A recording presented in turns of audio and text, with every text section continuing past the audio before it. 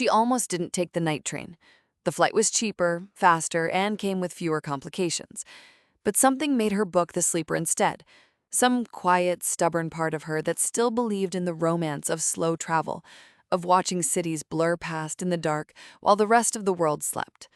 She found her compartment, stowed her bag, and settled into the window seat with a book she already knew she wouldn't read.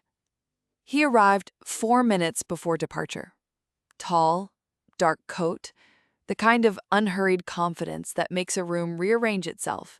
He checked the number above the door, met her eyes, and said, without apology, "I believe that's my seat across from you." She nodded, said nothing, looked back at her book. The train moved. The city unraveled. Outside, lights slid past like sentences in a language she almost understood.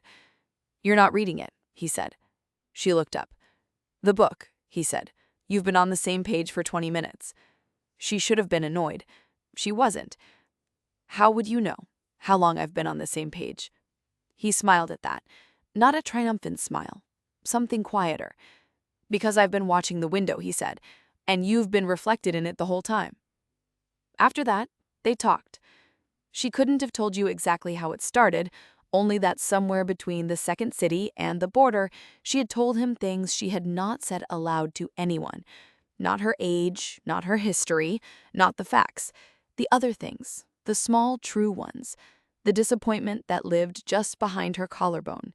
The particular loneliness of being someone who appears completely fine. He listened in a way that made her feel visible. Not exposed, visible. There is a difference, and she had not known that difference until that night. At some point, the compartment light dimmed to something amber and low. The other passengers had long since disappeared behind closed doors. The train rocked gently, rhythmically, carrying them through dark countryside at a speed that felt private. "You're going to ask me something." She could feel it, the shape of whatever was coming. "I'm going to ask you what you would do differently if you knew for certain that no one was watching." She looked at him across the narrow space between them. The city lights were gone now, replaced by nothing but their own reflections in the black glass. Two people suspended in transit between one life and the next. She told him. She wasn't sure she had known the answer until she said it.